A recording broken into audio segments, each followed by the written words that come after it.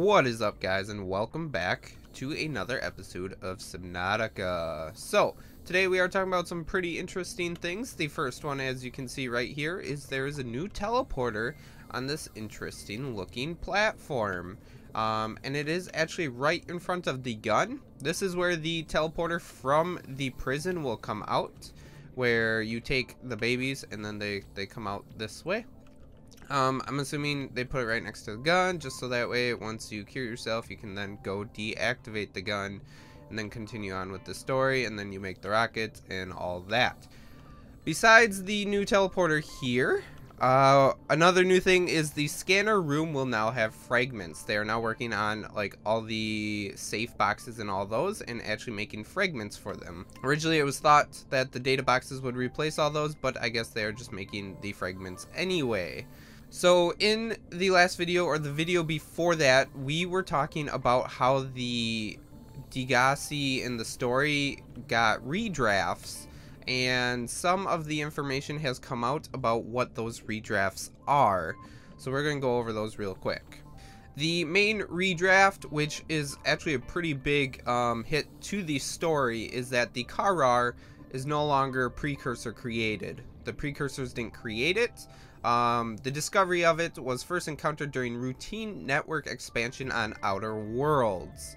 And then the rest of it's pretty much the same, it's just in a little bit different format. But it says pandemic development, network error resulted in routine quarantine procedure failure, contagion was uploaded to and spread quickly through the core worlds, confirmed deaths 143 billion individuals. Now I keep seeing this term core worlds. My assumption is of what the core worlds will be is where the Karar was discovered. I'm not too sure on that, to be honest, but I keep seeing it, so I wonder if it'll keep coming up.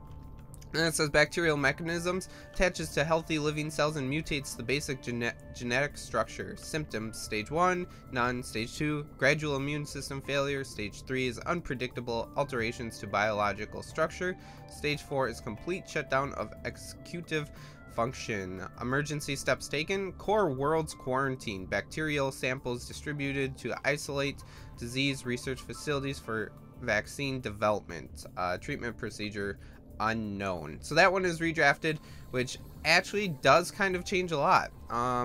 We always thought that the precursors created the Karar and then brought it to these planets to cure it. However, now they just discovered it.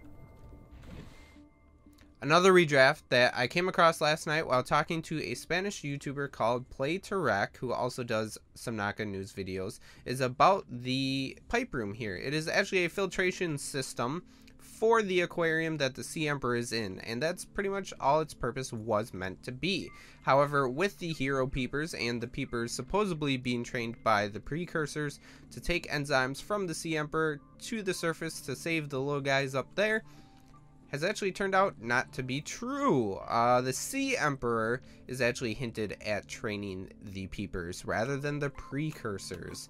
Apparently after the Karar was released, sometime the Sea Emperor used its majestic intelligence to train the peepers to keep it alive. Because after shutting off all the teleporter and whatnot, the peepers had to get to the Sea Emperor in order to help it survive, is the guess right now from the information that we have. So now I believe I've come across the sounds of what the Emperor will sound like before the PDA translates it to us. So it won't be in English, it won't be by the voice actor, but I do believe this is the sounds that the Sea Emperor will make. So I will play the first sound right here for you guys. It's a very short one. It's about 2 seconds long. So it's pretty simple. Doesn't really say much. We'll play it one more time here for you guys. Alright. So that is the first one. I do have 5 of them. The second one is actually quite a bit longer and does sound pretty interesting. So this one does sound like it's actually talking. I could definitely see this being one.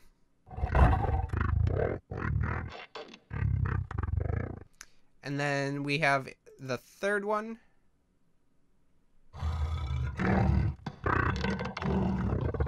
So that is the third sound right there. We'll play one more time. And then the fourth one.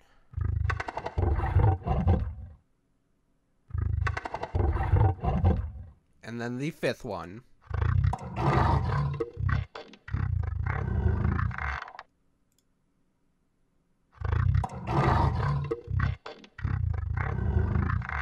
Alright guys, so that is the sounds for the Sea Emperor. I will play them all together in order for you guys.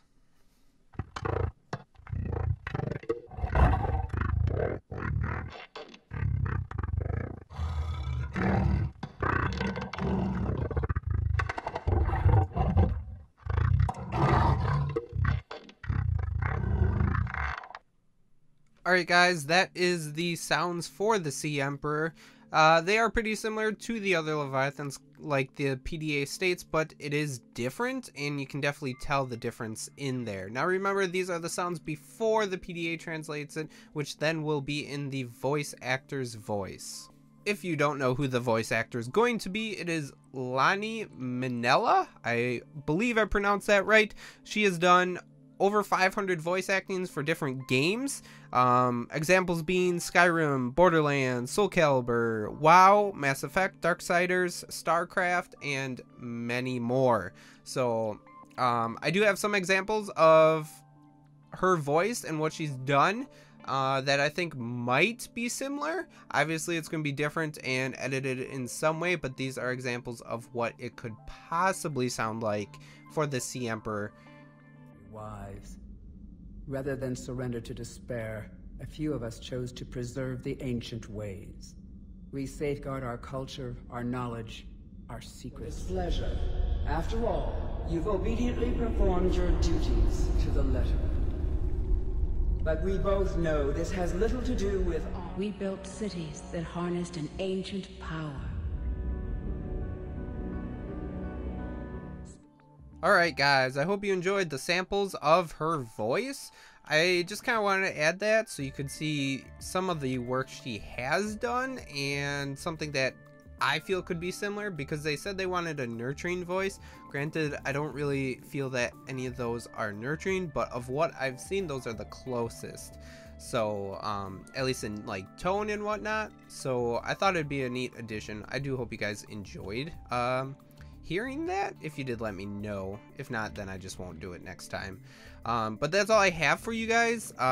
Everything so far, the information and the sounds of the Emperor were all really cool, especially the fact that the Sea Emperor is supposedly training, or did train, peepers to go to the surface in order for it to stay alive. That's a really interesting piece of information there. So I do hope you guys enjoyed the information and the sounds of the Sea Emperor. If you did, please don't forget to hit the thumbs up button. If you aren't a current subscriber, please be sure to subscribe to keep up to date with all the news and content I will be covering for Subnautica. And as always guys, thank you for watching, and I hope to see you in the next one.